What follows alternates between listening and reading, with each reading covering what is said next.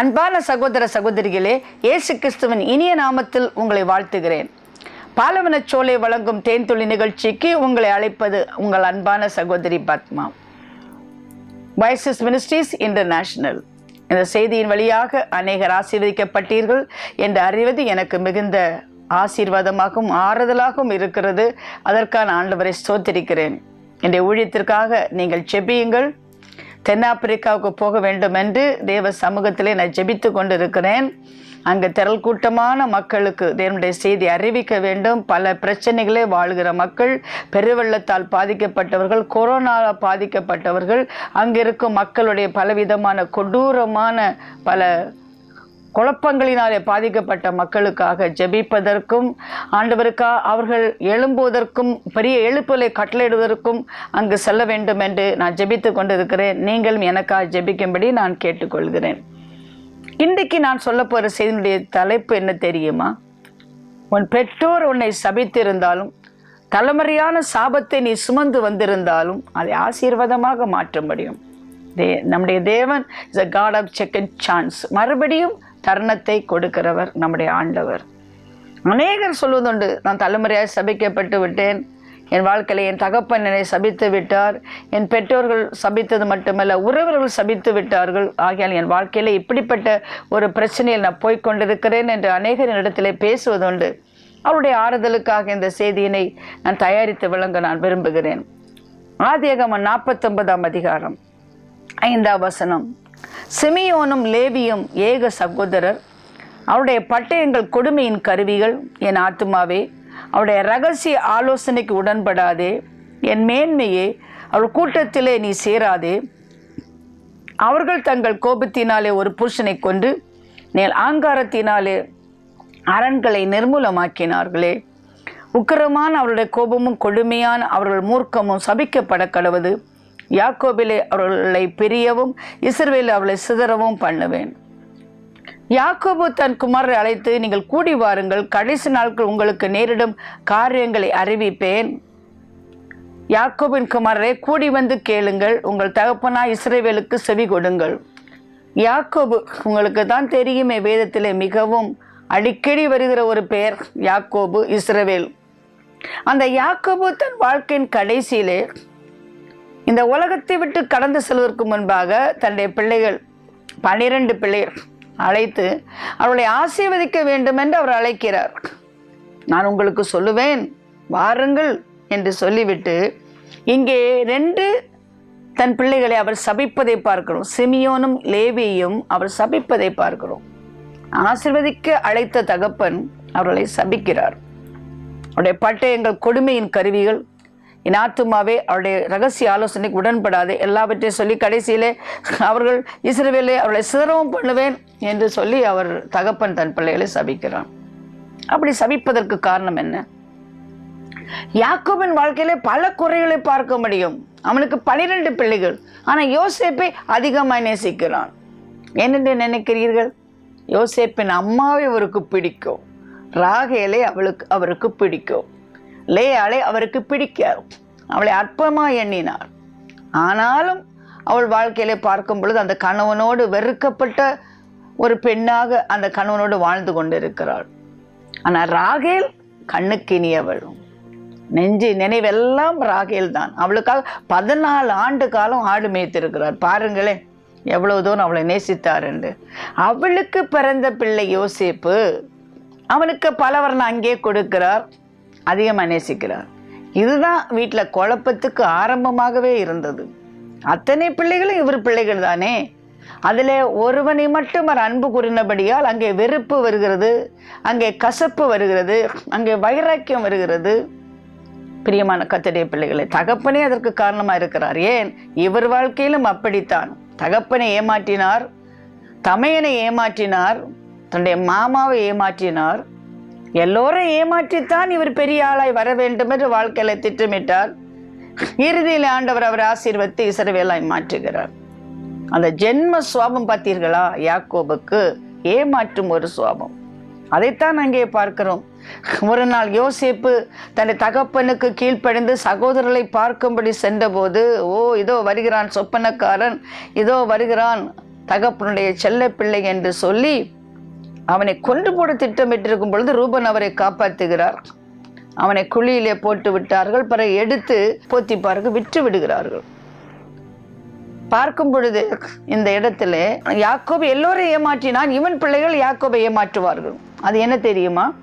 ஒரு ஆடை அடித்து ரத்தத்தை எடுத்து அந்த சட்டையிலே தோய்த்து தகப்பண்டை கொண்டு காட்டுவார்கள். இது உன் பிள்ளையினுடைய சட்டையா பாருங்கள் என்று சொல்லி, ஆம் என்னுடைய மகன்தான் என்று கதறுகிறார். என் அன்பான மகன்தான் என்று கதறுகிறார். என்னை கேட்டுக்கொண்டு கர்த்தருடைய பிள்ளையே, அவனை கொண்டு விட்டார்களா இல்லையா என்று தகவன் தேடி போகவில்லை. வாழ்க்கை முழுவதும் இந்த பொய்யிலே அவன் வாழ்ந்து துக்கத்திலும் துன்பத்திலும் வாழ்ந்திருக்கிறார் இந்த யாக்கோபு. நான் பார்க்கிறேன், சில பொய்யை நம்பியே வாழ்க்கை முழுவதையும் வேதனையில முடிகிறாங்க. அப்படித்தான் யாக்கோபு வெறுப்பில் தான் வாழ்ந்து கொண்டிருந்தார். என் மகனை காணமே, அவன் மரித்து விட்டான். வாழ்க்கை முழுவதும் வெறுப்பு, கசப்பு, கோபம், ஏமாற்றுதல், அப்படித்தான் யாக்கோபு வாழ்ந்து கொண்டிருந்தார். இப்பொழுது அந்த சுவாபம் தானே அவன் பிள்ளைகளுக்கு இருக்கும். அவன் பிள்ளைகளை சபிக்கிறான். ஆனால் அவன் வாழ்க்கையில இவ்வளவு தவறுகளை செய்ததை அவன் நினைக்கவில்லை. இப்படிதான் சில பெற்றோர்களும் பிள்ளைகளை சபிக்கிறார்கள். ஆனால் அவர்கள் வாலிபர்களாக இருந்தபோது கடந்த காலத்தில் செய்தவைகளை அவர்கள் நினைப்பதே இல்லை. அந்த பிள்ளைகள் ஒரு தவறு செய்து விட்டால் அந்த பிள்ளைகளை உடனே சபிக்கிறார்கள். அப்படித்தான் இங்கே பார்க்கிறோம். கோத்திரு பிதாவாக இருந்த போதிலும் யாக்கோபு தன் பிள்ளைகளை சபிக்கிறான். அங்கே அவன் சபிப்பதற்கு காரணத்தை ஆதியாகமம் 34ஆம் அதிகாரத்திலே பார்க்கலாம். லேயாள் யாக்கோபுக்கு பெற்ற குமாரத்தியாகிய தீனாள் தேசத்து பெண்களை பார்க்க புறப்பட்டாள்.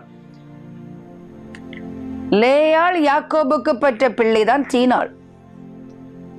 லேயாள் எப்படிப்பட்டவள்? வாழ்க்கை முழுவதும் வேதனையிலே விரும்பப்படாத ஒரு மனைவி. அவள் வாழ்க்கையில வேதனையிலே வாழ்ந்த wounded woman, but a wandering daughter.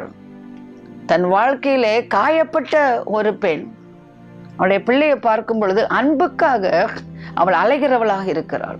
உண்மையான அன்பு கிடைக்கல, பெற்ற தகப்பட்ட கிடைக்கல, அம்மாட்ட கிடைக்கல. எங்கேயாவது அன்பு கிடைக்குமா என்று தேடி பார்த்துதான் அந்த ஊருக்குள்ள வந்த உடனே அவள் பட்டணத்தை சுற்றி பார்க்க போறாள். அப்படி சுற்றி பார்க்க போகும் பொழுது அவளை ஏவியனான எமோரின் குமாரன், அந்த தேசத்தின் பிரபுவாகிய சீகேம் என்பவன் அவளை கண்டு அவளை சயனித்து அவளை தீட்டுப்படுத்தினான். பெண்கள் சொல்லப்பட்ட வட்டத்துக்குள் இருக்க வேண்டும், பாதுகாப்பு வட்டத்துக்குள் இருக்க வேண்டும். இந்த பாதுகாப்பின் வட்டத்தை விட்டு வெளியே போகும் பொழுது பாதுகாப்பு இல்லாமல் அவள் வாழ்க்கை அழிந்து போவதை இந்த இடத்துல நாம் பார்க்க முடியும். அவளை தீட்டுப்படுத்தி விட்டான். ஆம், ஒரு பெண் தன் கற்பை இழக்கும் பொழுது அவள் தீட்டுப்பட்டவள் என்பதை வாலிப பெண்கள் உணர்ந்து கொள்ள வேண்டும். அவனுடைய மனம் யாக்கோபின் குமாரத்தியாகிய தீனாள் மேல் பற்றுதலாய் இருந்தது. அவன் அந்த பெண்ணை நேசித்து அந்த பெண்ணுக்கு மனதுக்கு இன்பமாய் பேசினான். பார்த்தீர்களா, வஞ்சக வலையிலே விழுந்து விட்டாள் இந்த பெண். ஏன்? அவன் பெண்ணின் மனதுக்கு இன்பமாக பேசினான். இஸ்ரவேலிலே இப்படிப்பட்ட பெரிய ஒரு தீங்கை செய்யக்கூடாது என்று அவளுக்கு தெரியும். அவர் கற்பழிக்கப்படக்கூடாது, உடன்படிக்கையை மீறுகிறதாக இருக்கும். சீகேம் தன் தகப்பனாய் எமோரை நோக்கி இந்த பெண்ணை எனக்கு கொள்ள வேண்டும் என்று சொன்னான். குமாரத்தியாக தீனாள் அவன் தீட்டுப்படுத்தின யாக்கோபு கேள்விப்பட்டபோது அவன் குமாரன் அவனுடைய மந்தியிலிருந்து வெளியிலே இருந்தார்கள். வருமளம் யாக்கோபு பேசாமல் இருந்தான். ஏராளம் பரிசையும் வெகுமதியும் நீங்கள் எங்களை கேட்டாலும் உங்கள் சொற்படி தருகிறேன். அந்த பெண்ணை மாத்திரம் எனக்கு மனைவியாக கொடுக்க வேண்டும் என்று சொல்கிறார். எவ்வளவு நான் உங்களுக்கு கொடுக்குறேன், எவ்வளவு வெகுமதி, எவ்வளவு டவுரி வேணா கொடுக்குறேனார். ஆனா இந்த லேவியும் சிமியோனும் டவுரி அல்ல, என்குல பெண்களுடைய மானத்தை அழித்த தீட்டுப்படுத்தின அவர்களை விடப்போவது இல்லை என்று தன் வாழ்க்கையில வைராக்கியம் கொள்கிறார்கள். இதுதான் அப்பா அவன் அந்த 2 மகனை சபிப்பதற்கு காரணம். அவரிடத்திலே சொல்லிவிட்டார்கள், நாங்கள் எபிரேயர்கள், யூதர்கள் விருத்த சேதனம் பண்ணாதவர்களை நாங்கள் விவாகம் பண்ணுவது இல்லை, பெண் கொடுப்பதும் இல்லை, பெண் எடுப்பதும் இல்லை. ஆகையால் விருத்த சேதனம் பண்ண வேண்டும் என்று அவரை கேட்டுக்கொண்டார்கள். அந்த சீகேமின் ராஜா பட்டணத்தில் உள்ள அத்தனை பேரிடத்திலேயும் சென்று அன்றைக்கு அத்தனை ஆண்களும் விருத்த சேதனம் பண்ணுகிறார்கள். 3ஆம் நாளில பயங்கரமான வேதனையிலே அந்த பட்டணத்தின் ஆண்கள் இருக்கும் பொழுது லேவியும் சிமியோனும் அந்த பட்டணத்துக்குள் போய் அத்தனை பேரையும் கொண்டு போடுகிறார்கள். அவருடைய ஆடு மாடுகள் மிருகஜீவங்கள் எல்லாவற்றையும் கொள்ளையடித்து விடுகிறார்கள். 34 ஏமோரையும் அவன் குமாரன் சீகேமே பட்டய கருக்காலை கொண்டு சீகேமின் வீட்டிலிருந்த தீனாலை அழைத்து கொண்டு போய்விட்டார்கள். ஆடு மாடுகள் கழுதைகள் பட்டணத்தில் வயல்வெளியில் இருந்தவள் யாவையும் அவருடைய எல்லா தட்டுமுட்டுகளை எடுத்துக்கொண்டு அவருடைய எல்லா குழந்தைகளையும் ஸ்திரீகளை சிறைப்பிடித்து வீட்டிலிருந்த எல்லாவற்றையும் கொள்ளையிட்டார்கள். அப்பொழுது யாக்கோபு சிமியோனையும் லேவியையும் பார்த்து, இந்த தேசத்தில் குடியிருக்கிற கானானிடத்திலும் பெர்சியரிடத்திலும் என் வாசனை நீங்கள் கெடுத்ததினால் என்னை கலங்க பண்ணினீர்கள். நான் கொஞ்சம் ஜனம் உள்ளவன், அவர்கள் எனக்கு விரோதமாய் கூட்டம் கூடி நானும் என் குடும்பத்தையும் அழிக்கும்படி என்னை வெட்டி போடுவார்கள் என்றான். அதற்கு அவர்கள், எங்கள் சகோதரி அவள் ஒரு வேசியைப் போல் நடத்தலாமே என்றார்கள். இதுதான் நடந்த விஷயம். பிரியமான கர்த்தருடைய பிள்ளை, லேவியும் சிமியோனும் வைராக்கியம் உள்ளவர்களாய் தன்னுடைய சகோதரிக்காக அந்த பட்டணத்து ஆண்களை கொண்டது மட்டுமல்ல, பெண்களை சிறைப்பிடித்தார்கள், பிள்ளைகளை சிறைப்பிடித்தார்கள், பட்டணத்தில் உள்ள எல்லாவற்றையும் கொள்ளையடித்தார்கள், பழிக்கு பழி வாங்குகிறார்கள். இப்பொழுது அநேக ஆண்டுகளுக்கு பிறகு யாக்கோபு இதை நினைவு கூறுகிறான். லேவிய சிமியோனை அவன் சபிக்கிறான். அருமையான கர்த்தருடைய பிள்ளைகளே, இன்றைக்கு கூட பரம்பரையா நான் பார்க்கிறேன், எங்கேயோ ஒரு பெண் அழிக்கப்பட்டதனால், அவள் கற்பழிக்கப்பட்டதனால் எத்தனையோ கொலைகள் நடப்பதை பார்க்கிறோம். கொடுமையின் பட்டயங்கள் எழும்போதை நம்ம பட்டணத்திலும் பார்க்கிறோம். இதற்கு காரணம் ஒரு பெண்ணாக இருக்கிற தீனாள். அவள் பட்டணத்தை சுற்றி பார்க்க போகிறாள். எத்தனை கொலைக்கு காரணம் பெண்களாக இருக்கிறார்கள். பெண்களே, தயவு செய்து நீங்கள் விலையேற பெற்ற ஒரு பொக்கிஷம், உங்களை நீங்கள் பாதுகாத்து கொள்ள வேண்டும். குடும்பத்திலே சாபம் வருவதற்கு நீங்கள் காரணமாக இருக்கக்கூடாது. இன்றைக்கு பார்க்கிற உமன் லிபரேஷன் என்று சொல்லிக்கொண்டு பெண்கள் ஆண்களை போன்று சுத்தலாம், அவர்களை போன்று ஆடை அலங்காரம் போட்டுக்கொள்ளலாம், பேண்ட் ஷர்ட் போட்டுக்கொள்ளலாம், முடியை கட்டியாய் வெட்டி கொள்ளலாம். பின்னிருந்து பார்த்து ஆணா பெண்ணா என்று தெரியவில்லை. கண்களை மூடிக்கொண்டு பைக்கில் போகிறார்கள். மறைத்துக்கொள்ள மாஸ்க் போட்டவர் இப்படி தெரியாது என்று சொல்லி பயங்கர பாவத்துக்குள்ளாக பெண்கள் போவதை நாங்கள் பார்க்கிறோம். அருமையான கன்னிகையே, நீ விலையேற பெற்றவள் எதுவரையிலும் தெரியுமா? உன் கற்பழிக்கப்படாமல் இருக்கும் வரையிலும். உன் கற்பழிக்கப்படும் பொழுது உன்னுடைய மரியாதை குறைந்து போகிற, நீ தீட்டுப்படுகிற மட்டுமல்ல, உன் சகோதரர்கள் கொலைக்காரர்களாய் மாறுவதற்கு நீ காரணமாக இருக்கிறாய். அது மட்டுமல்ல, குடும்ப சாபத்துக்கு நீ காரணமாக இருக்கிறாய். இங்கே குடும்பமே சபிக்கப்பட்டு விட்டது. லேவி முக்கியமானவன், சிமியோன் முக்கியமானவன், முக்கியமான 2 சகோதரர்கள் சபிக்கப்பட்டு விட்டால் அது காரணமாக இருந்தது தீனாள். பட்டணமே அழிக்கப்பட்டது காரணமாக இருந்தது தீனாள். அருமையான கர்த்தருடைய பிள்ளையே, இப்பொழுது 2 சகோதரர்கள் பெற்றோரின் சாபத்துக்குள்ளாகி நிற்கின்றார்கள். இதை எப்படி ஆசீர்வாதமாக மாற்றுவது? அதுதான் ஆண்டவர் 2ஆம் தரம் நமக்கு ஒரு தருணம் கொடுக்கிறோம். God of second chance. மறுபடியும் ஒரு தருணம் கொடுப்பார். குடும்ப சாபத்திலிருந்து லேவிய சிமியோனை விடுவித்த ஆண்டவர் உங்களையும் விடுவிப்பார். சாபத்திலே தலைமுறை சபிக்கப்பட்டவர்கள் இங்க வாழ தேவை கிடையாது. உங்கள் சாபத்தை ஆசீர்வாதமாய் மாற்றுவார். 2022 ஆண்டுகளுக்கு முன்பாக இயேசு சிலுவையிலே மரித்ததற்கு காரணம் என்ன தெரியுமா? சிலுவை மரத்தில் தொங்குன காரணம் என்ன தெரியுமா? மரத்திலே தொங்குற எவனும் சபிக்கப்பட்டவன். நமக்காக இயேசு சாபமானார். ஆனால் அந்த சாபத்தை இன்று ஆசீர்வாதமாய் உங்கள் வாழ்க்கையில் மாற்றுவார். எப்படி என்று நான் உங்களுக்கு சொல்ல விரும்புகிறேன்.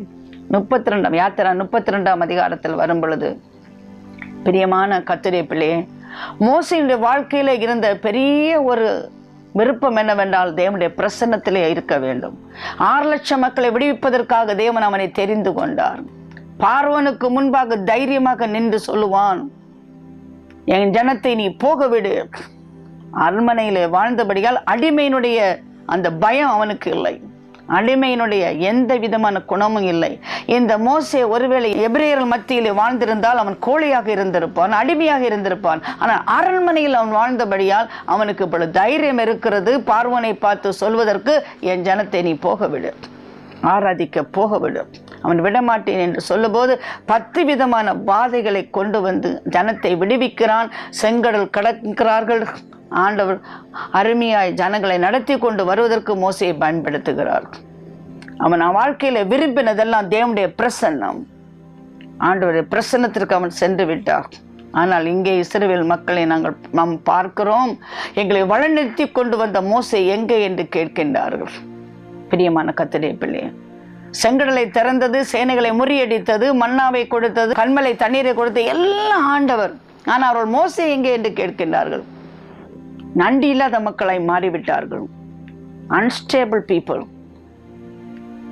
நன்றி இல்லாதவர்களாய் போய் எங்களுக்கு ஒரு கடவுள் வேண்டும் என்று கேட்கின்றார்கள். அதற்காக அங்கே ஆரோன் ஒரு கண்டுக்குட்டியை உருவாக்குகிறான். அந்த கண்டுக்குட்டியை ஆராதிக்க ஆரம்பிக்கிறார்கள். அப்பொழுது ஆண்டவர் வைராக்கியம் உள்ள தேவன், தன்னுடைய மகிமை யாரோடும் பகிர்ந்து கொள்ளாதவர், தன்னுடைய மகிமையை விக்கிரகத்திற்கு கொடுக்காதவர், மோசையை பார்த்து சொல்கிறார், இந்த ஜனங்கள் தன்னை கெடுத்து கொண்டார்கள், இவளை நான் அழிக்கப் போகிறேன், ஆனால் உன்னை நான் ஆசீர்வதிப்பேன், நான் உன்னோடு கூட இருப்பேன், ஆனால் இந்த ஜனத்தை நான் அழிக்கப் போகிறேன். அப்பொழுதுதான் மோசையை பார்க்கிறோம், ஜனத்தின் மேல கோபம் மூண்டவராய் அவன் ஒரு கேள்வி கேட்கிறான். 32ஆம் அதிகாரம் 26ஆம் வசனம், பாளையத்தின் வாசலில் நின்று கர்த்தருடைய பட்சத்தில் இருக்கிறவள் யார், அவர் என்னிடத்திலே சேரக்கடவுள் என்றான். அப்பொழுது லேவியின் புத்திரர் எல்லாரும் அவரிடத்திலே சேர்ந்தார்கள். அவர்களை நோக்கி, உங்களில் ஒவ்வொருவனும் தன் பட்டயத்தையும் தன் அறையிலே கட்டிக்கொண்டு பாளையம் அங்கு முள்ளும் புறம்பும் வாசலுக்கு வாசல் போய் ஒவ்வொருவனும் தன் தன் சகோதரனையும் ஒவ்வொருவனும் தன் தன் சேகனையும் ஒவ்வொருவனும் தன் தன் அயலானையும் கொண்டு போட கடவன் என்று இஸ்ரவேலின் தேவனாய் கர்த்தர் சொல்கிறார் என்றார். லேவியின் புத்தர் மோசே சொன்னபடியே செய்தார்கள். அந்நாளிலே ஜனங்கள் ஏறக்குற 3000 பேர் விழுந்தார்கள். இப்பொழுது ஈசாக்கு சபித்த லேவியை பார்க்கிறோம், சிமியோனை பார்க்கிறோம். பிரியமான கர்த்தருடைய பிள்ளைகள், அவர்கள் பட்டயம் பிடித்தவர்களாக நின்றார்கள். தன் தகப்பனால அவர்கள் சபிக்கப்பட்டார்கள். ஆனால் இங்கே அந்த சபிக்கப்பட்ட கோத்திரம் மோசேக்கோடு நிற்கின்றது. கர்த்தர் பட்சத்தில் நிற்பவன் யார்? விக்கிரகனை மாறிப்போய் தேவனை கோபமுட்டின அந்த மக்களை அழிக்கும்படியாக, தண்டிக்கும்படியாக அவர்கள் தன் பட்டயத்தை எடுத்துக்கொண்டார்கள். அவள் மட்டுமல்ல, பாலை எங்கும் போய் முகம் பாராதபடி, தாய் தகப்பன் என்று பாராது, சகோதரன் என்று பாராது வெட்டி வீழ்த்தினார்கள். கர்த்தருக்கு சொந்தமானார்கள். கரங்களை தட்டி கர்த்தரை மயப்படுத்துவோம். என்னோடு கூட நிற்பதற்கு ஒரு கூட்டம் இருந்ததே. 12 கோத்திரம் அழிந்து போகையிலே ஒரு கோத்திரம் மட்டும் எனக்காக எழும்பினதே. வைராக்கியம் கொண்டார்களே. கர்த்தர் இன்றைக்கு உங்களுக்கு ஆசீர்வாதம் அருளுகிறார். சாபம் ஆசீர்வாதமாய் மாறுகிறது. இதைத்தான் நான் உங்களுக்கு சொல்கிறேன். தகப்பனால் சபிக்கப்பட்டவர்கள் லேவி கோத்திரத்தார். ஆனால் இன்று கர்த்தரால் ஆசீர்வதிக்கப்பட்டு தனக்கு சொந்த கோத்திரமாய் கர்த்தர் லேவியை தெரிந்து கொள்கிறார். இன்றைக்கு நீங்கள் அவனவன் தன் மகனுக்கும் சகோதரனுக்கும் விரோதமாய் இருக்கிறதுனால் கர்த்தருக்கு உங்களை பிரதிஷ்டை பண்ணுங்கள் என்று மோசே சொல்லி இருந்தான். இந்த கூட்டம் கர்த்தருக்கென்று பிரதிஷ்டை பண்ணப்பட்ட ஒரு கூட்டமாய் மாறுகிறது. வேதம் முழுவதும் படித்து பாருங்கள். லேவியர்கள் கர்த்தருக்கு சொந்தமானவர்கள். கானான் தேசத்தை பங்கிடும் பொழுது கூட லேவியருக்கு பங்கு கொடுக்கவில்லை. ஏன்? கர்த்தரே அவர்களுக்கு பங்காக மாறினார். அருமையான தேவ ஜனமே, இப்பொழுது என்னை கேட்கிறாயா, நான் ஒரு லேவி கோத்திரமா என்று கேட்கிறாய்? ஆம், நம்மை கர்த்தர் ஆசாரிகளும் ராஜாக்களுமாய் மாற்றி இருக்கிறார். ஒருவரை தலைமுறையாய் உனக்கு சாபம் வந்து கொண்டிருந்திருக்கலாம். உன் தகப்பன் உன்னை சபித்திருக்கலாம், முற்பிதாக்கள் உன்னை சபித்திருக்கலாம், அல்லது சபிக்கப்பட்ட கோத்திரத்திலே தோன்றின ஒரு நபராக இருக்கலாம். ஆனால் நீ கர்த்தர் பட்ச நிற்பாயானால் நீ கர்த்தருக்கு சொந்த ஜனமாய் மாறுகிறாய். அந்த சாபம் ஆசீர்வாதமாய் மாறுகிறது. உன் வாழ்க்கையை மாற்றிக்கொள்வாயா? கர்த்தர் பட்சத்திலே நிற்பாயா? ஆண்டவருக்காக பட்டயத்தை எடுத்துக்கொள்வாயா? அப்பொழுது ஆண்டவரால் ஆசீர்வதிக்கப்பட்ட சந்ததியாக நீ மாறுவாய். தலைமுறை சாபத்திற்கு உன்மேல் அதிகாரம் இல்லை. இன்றைக்கு பார்க்கிறோம், வியாதி, வாழிவ வேதனை, மரணம், கலந்தொல்லை, எல்லா ஐஸ்வர்யத்தையும் இழப்பது, தனிமைப்படுத்தப்படுவது, தீராத வியாதி, மாறாத பலவீனம், எல்லா சாபம். என்னை கேட்டுக்கொண்டு கர்த்தருடைய பிள்ளையர், சிலுவை அண்டையிலே வாருங்கள். செய்த பாவத்துக்காய் கண்ணீர் வடியுங்கள். ஆண்டவரே, நாங்கள் உங்கள் பட்சம் நாங்கள் நிற்க போகிறோம். we are on the Lord's side. 1000 10,000 எதிராக வந்தாலும் நாங்கள் உம்மை விட்டு விலக மாட்டோம். உமக்காக நாங்கள் வைராக்கியம் கொள்ளுவோம். என்னாகமம் 25ஆம் அதிகாரத்திலே நாம் பார்க்கும் பொழுது இங்கே அதைத்தான் பார்க்கிறோம். 8வது வசனம் 25:8, இஸ்ரவேலாகி அந்த மனிதன் வேசித்தனம் பண்ணும் அறையிலே அவன் பின்னாலே போய் இஸ்ரவேல் மனிதனும் ஒரு ஸ்திரீயுமாகிய இருவருடைய வயிற்றிலையும் ஈட்டி உருவி போக அவர்களை குத்தி போட்டார். அப்பொழுது இஸ்ரவேல் புத்திரர்களை உண்டான வாதை நின்று போயிட்டு. இவன் யார்? 7ஆம் வசனம். ஆசாரியனாகிய ஆரோனிய குமாரனான எலியேசரின் மகன் பெனெகாஸ் கண்டபோது அவன் நடு சபையிலிருந்து எழுந்து ஒரு ஈட்டியை எடுத்து கொண்டு போனான் என்று பார்க்கிறோம். இவன் யார்? ஒரு ஆசாரியன், லேவியன். என்னை கேட்டுக்கொண்டு கர்த்தருடைய பிள்ளையாம்.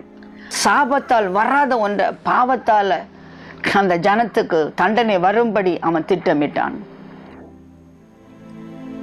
பிள்ளையாம் தேவ ஜனத்தை சபிக்கும்படியாக பாலா கேட்டுக்கொண்டான். எவ்வளவு பணம் வேண்டுமானு உனக்கு தருகிறேன் என்று அவன் கேட்டுக்கொண்டான். ஆனால் கர்த்தர் சொன்னார், இந்த ஜனத்தை நான் சபிக்கவே மாட்டேன், அவர்களை ஆசீர்வதிப்பது எனக்கு சித்தம், எனக்கு பெரிய ஆசீர்வாதமாகத்தான் இருப்பார்கள். மறுபடியும் இன்னும் அதிகமாக பொருளை தாரேன் என்று சொன்னபோது ஆண்டவரிடத்திலே போய் கேட்கிறான், இந்த ஜனத்தை சபிக்கலாமா? ஆண்டவர் சொன்னான், நான் ஆசீர்வதிக்கிறதுக்காக நான் ஏற்படுத்தின என் ஜனத்தோடு உடன்படிக்கை ஏற்படுத்தியிருக்க, அவளை சபிக்க முடியாது. ஆனாலும் நான் போ என்று நீ கேட்டுக்கொண்டபடியா, போகலாமா என்று கேட்ட, நீ போ. அவன் போகையிலே உருவின பட்டயத்தோடு தேவ தூதன் நின்று அவனை தடுத்து நிறுத்துவான். இப்பொழுது பிள்ளையாம் கண்டுபிடித்து விட்டார், கர்த்தருடைய திட்டத்தை ஒருவனாலும் மாற்ற முடியாது. எவ்வளவு ஜெபம் பண்ணினாலும் மாற்ற முடியாது, எவ்வளவு காணிக்கை கொடுத்தாலும் மாற்ற முடியாது. இந்த ஜனத்தை அழிக்க முடியாது. விட்டானா? இல்லை. தந்திரமான ஒரு திட்டத்தை பாலாக்குக்கு அவன் போதித்தான். அது என்ன தெரியுமா?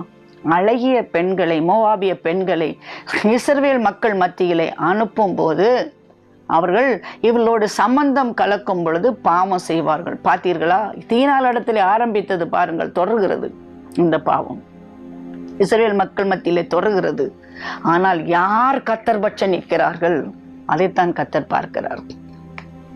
பிரியமான கர்த்தருடைய பிள்ளையர், ஆண்டவர் சொன்னார், இந்த பாவத்தை 4 வசனம், கர்த்தர் மோசையை நோக்கி, கர்த்தருடைய உக்கிரமான கோபம் இஸ்ரவேலை விட்டு நீங்கும்படி நீங்கள் ஜனங்களின் தலைவர் எல்லாரையும் கூட்டிக் கொண்டு அப்படி செய்தவர்களை சூரியனுக்கு எதிரே கர்த்தருடைய சன்னிதானத்திலே தூக்கி போடுங்கள்.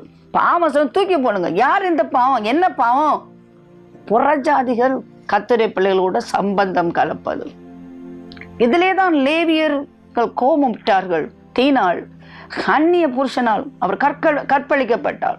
புறஜாதி ஒரு ஆண்மகனால் அவள் கற்பழிக்கப்பட்டாள். அதில் தான் வைராக்கியம் கொண்டார்கள். இங்கே பார்க்கிறார்கள், அப்படித்தான் புறஜாதி மக்களோட சம்பந்தம் கலக்கிறதை பார்க்கும் பொழுது கர்த்தருக்கு மிகுந்த கோபம் வருகிறது. அப்படிப்பட்டவள் தூக்கி போடுங்கள் என்று சொல்கிறார். அவ்வளவு கோபம் கர்த்தருக்கு வருகின்றது. அப்பொழுதுதான் எலியேசர் லேவியன் ஆசாரியன் வைராக்கியம் கொண்டு அந்த பாவம் செய்த மனிதனை பட்டயத்தாலே குத்தி போடுகிறான். அப்பொழுது கர்த்தருடைய கோபம் நின்று போகின்றது. பார்த்தீர்களா? அந்த வாதியால் செத்தவர்கள் 24,000 பேர். இந்த 24,000 பேர் எப்படி இந்த பெரிய வாதியால் அவர்கள் கொல்லப்பட்டார்கள்? சாபம் பாவத்தால் வராதது, சாபத்தால் வராதது, பாவத்தால் வருகிறது. பிழையாம் ஜனங்களை சபிக்க முடியவில்லை. ஆனால் இங்கே பாவம் அந்த சாபத்தை கொண்டு வருகிறது. என்னை கேட்டுக்கொண்டிருக்க கர்த்தருடைய பிள்ளை, சபிப்பது என்பது அவருக்கு பிரியமில்லாத ஒன்று. ஆனால் சாபத்தால் வராததே ஒரு மனுஷன் பாவத்தால் வருவித்துக் கொள்ளலாம்.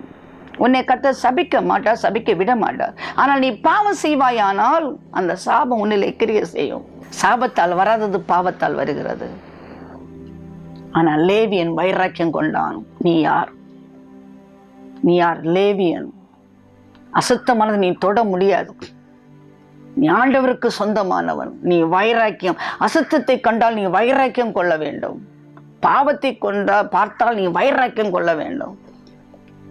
கண்களின் இச்சை, மாம்சத்தை, ஜீவனத்தின் பெருவிதம் மற்றவர்கள் செய்வதை கண்டால் நீ வைராக்கியம் கொள்ள வேண்டும். என்ற பரிசுத்தாய் உணர்த்தும் போது நீதியை குறித்து, நியாயத்தை தீர்ப்பை குறித்து நீ கண்டித்து உணர்த்த வேண்டும்.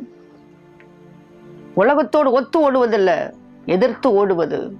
உலகத்து மக்களோடு நீ ஒருவனாய் நீ நடந்து கொள்வதல்ல, மற்றவர்களை போல் அல்ல. நீ வித்தியாசமானால், dare to be different.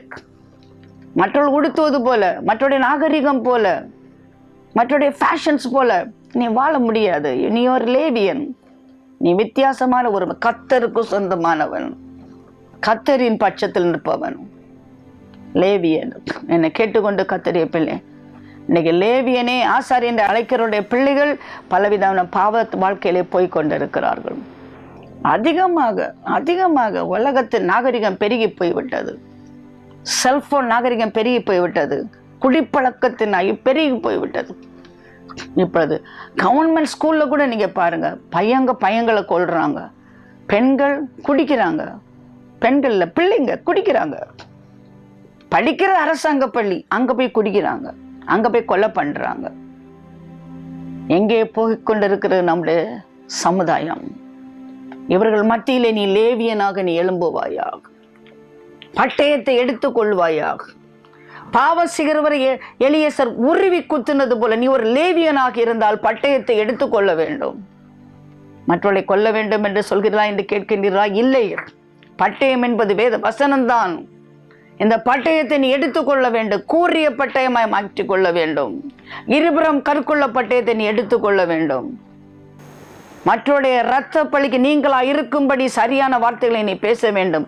நீதிமானை எச்சரிக்காவிட்டு அவன் இரத்த பழி உன் கையில கேட்பேன் என்று ஆண்டவர் சொல்றார். நீதிமானை துன்மார்க்க நீ எச்சரிக்க வேண்டும், அல்லாவிட்டா அவனுடைய பழி உன்மேல வரும் என்று ஆண்டவர் சொல்கிறார். மற்றவர்களை பிரியப்படுத்துகிற வார்த்தைகள் அல்ல, முகஸ்துதி வார்த்தைகள் அல்ல, புகழ்கிற வார்த்தைகள் அல்ல. நீதியை குறித்து நியாயத்தை குறித்து கண்டித்து உணர்த்துவோம். கர்த்தருடைய வருகையை குறித்து கண்டித்து உணர்த்துவோம். பட்டயத்தை நாம் எடுத்துக்கொள்வோம். ஆண்டவர் என்ன சொன்னார்னு பாருங்கள். அவன் தன் தேவனுக்காக பக்தி வைராக்கியம் காண்பித்து இஸ்ரவேல் புத்திரருக்காக பாவ நிமித்தி செய்தபடியினால் அவனுக்கும் அவனுக்கு பின்பு அவன் சந்ததிக்கு நித்திய ஆசாரிய பட்டத்துக்குரிய உடன்படிக்கை உண்டாயிருக்கும். பார்த்தீர்களா? இந்த லேவி கோத்திரத்தை அந்த கோத்திர பிதாவாய யாக்கோபு சபித்தான். ஆனால் இங்கே இந்த லேவியனை பார்க்கிறோம். ஆண்டவர் உன் சந்ததி ஆசீர்வதிக்கப்படும். அந்த சாபம் நீங்கி போகிறது, ஆசீர்வாதமாய் மாறுகிறது. ஏன்? நீ ஒரு லேவியன், நீ வைராக்கியம் உள்ளவர். எந்த பட்டயம் அன்று அந்த சீகேம் மக்களை கொண்டு அசுத்த சாட்சியை கொண்டு வந்ததோ யாக்கோபுக்கு, இங்கே பார்க்கிறோம் அதே பட்டயமானது கர்த்தர் பட்சத்தில் நின்றபடியால் ஆசீர்வாதத்தை கொண்டு வருகிறது. அந்த சாபம் நீங்கி போகிறது. என்னை கேட்டுக்கொண்டிருக்கிற கர்த்தருடைய பிள்ளையே, உடைய சாபம் நீங்கி போக வேண்டும் என்றால் நீ கர்த்தருடைய பட்டயத்தை எடுத்துக்கொண்டு கர்த்தர் பட்சமாய் நிற்க வேண்டும். நீ ஆசீர்வதிக்கப்படுவாய், உன் சந்ததி ஆசீர்வதிக்கப்படும். ஜெபிப்போமா? அன்பு இறக்கம் நிறைந்த ஆண்டவரே, சாபத்தை ஆசீர்வாதமாக நீர் மாற்றுவேன். Your God of second chance. மறுபடியும் ஒரு தருணத்தை இந்த லேவி கோத்திரத்துக்கு நீ கொடுத்ததற்காக உமக்கு நன்றி தகப்பனே. அன்று தீனாள் விஷயமாக ஒரு பட்டணத்தை அழித்துவிட்டு யாக்கோவுடைய சாட்சி வாசனையை கெடுத்து போட்டார்களே இந்த லேவியர்கள் என்று அவன் கதறி சபித்தான். ஆனால் இன்று அதே லேவியர்கள் பட்டயத்தை எடுத்து ஆண்டவர் பட்சம் நிற்கும் பொழுது கர்த்தருக்கு சுகந்த வாசனை சாட்சியாக அவர்கள் மாறினார்கள். தேவ கோபத்தை தடுத்து நிறுத்தினார்கள். அதே லேவியர் கூட்டத்தை சேர்ந்த பினெகாஸ் வைராக்கியம் கொண்டு போது ஆண்டவர் ஆசீர்வாதத்தை அவனுக்கும் அவனுடைய சந்ததிக்கும் விட்டு போகிறார். நித்திய ஆசாரிய பட்டத்தை அவர் கொடுக்கிறார். தேவனுக்கே மகிமை. ஆண்டவரே உமக்கே மகிமை. அப்பா, பாவத்தினாலே ஆண்டவரே, சாபத்தாலே ஆண்டவரே, இன்று அழிந்து போய் கொண்டிருக்கிற குடும்பங்கள் கர்த்தருக்காய் வைராக்கியமாய் எழும்பும் பொழுது சாபத்தை ஆசீர்வாதமாய் மாற்றுகிற தேவரீர், என்னை கேட்டுக்கொண்டிருக்கிற கர்த்தருடைய பிள்ளைகள் குடும்பங்களில் சாபம் கிரிய செய்யுமானால், பாவத்தால் ஆண்டவரே இன்னும் சபிக்கப்பட்ட குடும்பங்களாய் இருக்குமானால், இன்றைக்கு உமது பட்சமாய் திரும்புகிற அவர்களை லேவியர்களாக ஆண்டவரே நீர் ஆசீர்வதிக்க வேண்டுமே. உமது பட்சத்தில் வைத்துக் கொள்ளும். சகல ஆசீர்வாதத்தை உமது பிள்ளைகளுக்கு அருள வேண்டும் என்று கெஞ்சுகிறேன். சாபத்தால் வருகிற கடன் தொல்லை, கஷ்டங்கள், திடீர் விபத்துகள், ஆபத்துகள், வாலிப மரணங்கள், ஏமாற்றங்கள், குடிப்பழக்க, போதைப் பொருள் அழிந்து கொண்டிருக்கும் குடும்பங்கள், சாபத்தை நீக்குங்கப்பா. நீ சிலுவையிலே மரித்தபடியால் சாபம் நீங்க வேண்டும். பாவத்திலிருந்து விடுதலை கொடுக்க வேண்டும். பரலோகத்திற்குரிய நம்பிக்கை அவர்களுக்கு கொடுக்க வேண்டும். மது பிள்ளைகளோடு இருந்து இன்றைக்கு விடுதலை கட்டட வேண்டும் என்று கெஞ்சி மன்றாடுகிறேன் பரமபிதாவே. ஆமேன்.